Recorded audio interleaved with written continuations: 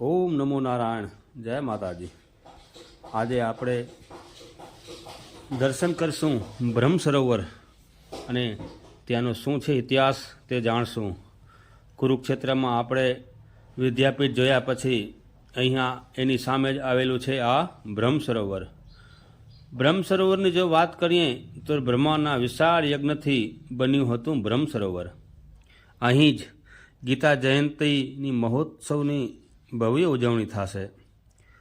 ધર્મદર્શન દેશ અને બ્રહ્મ પુરાણ પ્રમાણે માગસર સુદ એકાદશીનું મોટું મહત્ત્વ હોય છે. દ્વાપર યુગમાં ભગવાન શ્રી કૃષ્ણએ આ દિવસે અર્જુનને ભગવદ્ ગીતાનો ઉપદેશ આપ્યો હતો. આ દિવસે ગીતા જયંતીના રૂપમાં ઉજવણી પણ કરવામાં આવે છે. 8 ડિસેમ્બર ગીતા જયંતી ઉજવાશે એમ અહીં પંડિતો દ્વારા કહેવામાં આવે છે. હરિયાણા કુરુક્ષેત્ર જિલ્લા વિશે એવું કહેવાય છે કે અહીં મહાભારતની લડાઈ થઈ હતી અને ભગવાન શ્રી કૃષ્ણએ અર્જુનને ઉપદેશ અહીંથી થોડે દૂર જ્યોતિસર નામની જગ્યાએ આપ્યો હતો. કુરુક્ષેત્રમાં આવેલ બ્રહ્મ સરોવર પર દર વર્ષે આંતરરાષ્ટ્રીય ગીતા જયંતી મહોત્સવનું પણ આયોજન કરવામાં આવે છે. બ્રહ્મા દ્વારા વિશાળ યજ્ઞથી બન્યું હતું બ્રહ્મ સરોવર એવું પણ લોક અને શાસ્ત્રો દ્વારા કહેવામાં આવ્યું છે. કુરુક્ષેત્રમાં આવેલા આ બ્રહ્મ સરોવર પર આંતરરાષ્ટ્રીય ગીતા જયંતીનું મહોત્સવ પણ કરવામાં આવે છે. બ્રહ્મા સરોવર વિશે કથાઓમાં માન્યતા એવી છે કે કુરુક્ષેત્રને ભગવાન બ્રહ્મા દ્વારા વિશાળ યજ્ઞથી નિર્મિત કરવામાં આવ્યું છે. અહીં ભગવાન શિવનું એક મંદિર પણ આવેલું છે, જે મંદિરે પહોંચવા માટે પુલના માધ્યમથી જવાય છે. ગીતા જયંતી ઉપર અહીં દીપદાનનું આયોજન કરવામાં આવે છે, જેમાં આ કુંડમાં દીવડાઓ પ્રગટ કરી અને તરતા મૂકવામાં આવે છે. અને અહીં શાસ્ત્ર પણ પ્રમાણે કહેવામાં આવ્યું છે કે આ કુંડમાં નાહવાથી અશ્વમેઘ યજ્ઞની સમાન પુણ્યની પ્રાપ્તિ થાય છે.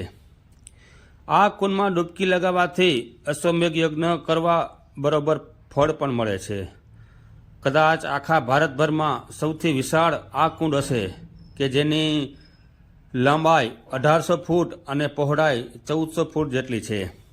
આ કુંડમાં સ્નાન કરવા માટે સૂર્યગ્રહણ અને ગીતા જયંતી દરમિયાન અહીં મોટા પ્રમાણમાં ભીડ રહે છે. શાસ્ત્રો પ્રમાણે સૂર્યગ્રહણ સમયે બધા દેવતાઓ અહીં કુરુક્ષેત્રમાં હાજર રહે છે. એવી માન્યતા છે કે સૂર્યગ્રહણના અવસરે બ્રહ્મા સરોવર અને સન્નિહિત સરોવરમાં સ્નાન કરવાથી મોક્ષની પ્રાપ્તિ થાય છે. અને એવું પણ કહેવામાં આવે છે કે ભગવાન શ્રી કૃષ્ણએ પણ અહીં આ સરોવરમાં સ્નાન કર્યું હતું. ભૂતકાળમાં બ્રહ્મ સરોવરનું નામ બ્રહ્મવેદી અને રામવેદી એવું પણ રહ્યું હતું. પાછળથી રાજા કુરુના નામથી આ રાજ્ય એરિયાનું નામ કુરુક્ષેત્ર પડ્યું. આ રાજ્યનું નામ કુરુક્ષેત્ર પડ્યું. કુરુક્ષેત્રનો ભૂતકાળ અત્યંત દિવ્ય અને ગૌરવમય રહ્યો છે. અહીં આવેલું છે મા કાંતિયાયની દેવીનું મંદિર, જે 51 શક્તિપીઠમાંનું એક ગણવામાં આવે છે. કહેવાય છે કે અહીં જ માથાના વાળ પડ્યા હતા. એ સિવાય ભગવાન શ્રી કૃષ્ણ અર્જુનને ઉપદેશ આપે છે એવું સુંદર મજાનું સ્ટેચ્યુ પણ અહીં આવેલું છે. એ સિવાય જો વાત કરીએ તો બ્રહ્મ સરોવરની બાજુમાં જ આવેલો છે એક કુંડ, જે કુંડમાં મા દ્રૌપદીએ યુદ્ધ વિરામ પછી કહેવાય છે કે પાંડવોના લોહીથી પોતાના વાળ ધોયા હતા. આ એ જ કુંડ છે. કહેવાય છે કે અહીં જ દ્રૌપદીએ પોતાના માથાના વાળ ધોયા હતા. તો આવો અનેરો ઇતિહાસ છે કંઈક કુરુક્ષેત્રનો.